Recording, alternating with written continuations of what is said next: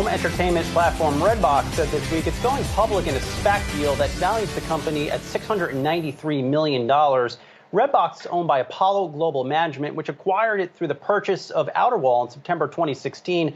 Today, Redbox says it has more than 40,000 DVD rental kiosks in operation, is making a push into the streaming space. Joining us now is Redbox CEO Galen Smith. Galen, good to see you this morning here. Listen, all week we've been talking about the rise of streaming, the ongoing surge in streaming off of that AT&T Discovery deal. My question to you is, who is the core customer driving and going up to one of those traditional Redbox locations?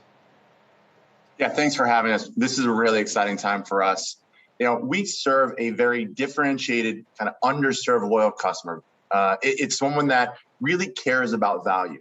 So for $2 or less per night, the consumer can get the latest new theatrical releases at home, right? That's a third of the cost of a digital transaction. And so really what we've been doing the last couple of years as we've been private has been building out our marketing assets. We've been building out our digital platform and really giving the consumer more choice, right? Moving from a single window DVD rental company to a multi-window, multi-channel ecosystem. And we're excited to continue to provide more choice to these value-conscious consumers that shop at places like Walmart and Dollar Tree and Dollar General. You know, Galen, before maybe we get into some of the transformation stuff, I'm just curious what the state of the DVD rental business looks like, because I suspect that it's in better shape than I think, you know, all of us hipsters with our cutting the cord would maybe otherwise believe. Yeah, again, if you think about the opportunity with the physical DVD, right? Again, it is that great value proposition, right? It's the cheapest way to get those new release movies. And so it's really robust, and we believe that it will continue to have a very long tail.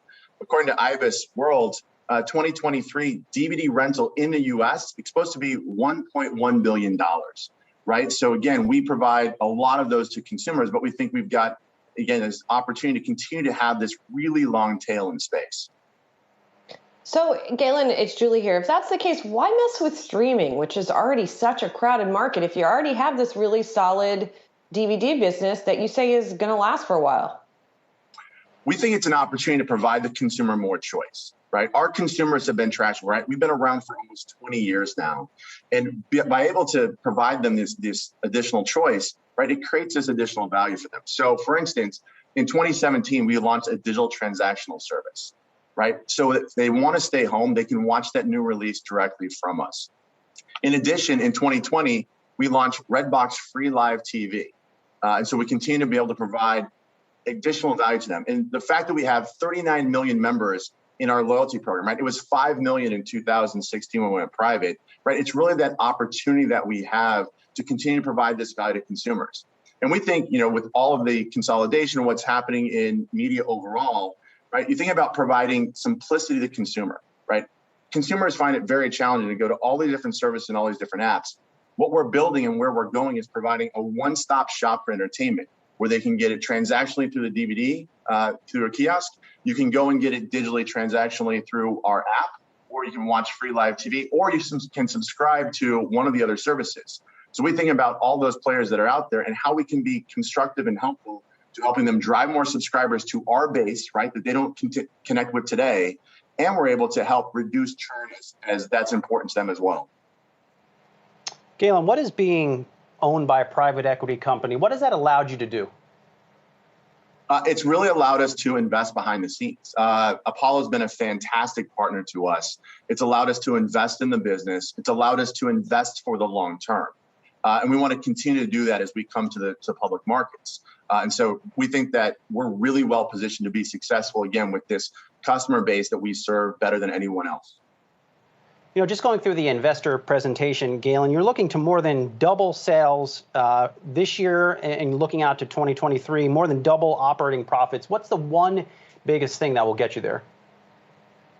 The biggest thing is the return of new release movies, right? Obviously, with exhibitors closed and studios holding back movies until there was a return to normality, it reduced the number of new movies. And that's going to be very beneficial both to our legacy kiosk business, but also to our digital transactional business. And then we're going to continue to ramp. We've started doing Redbox entertainment titles, these exclusive titles that we do.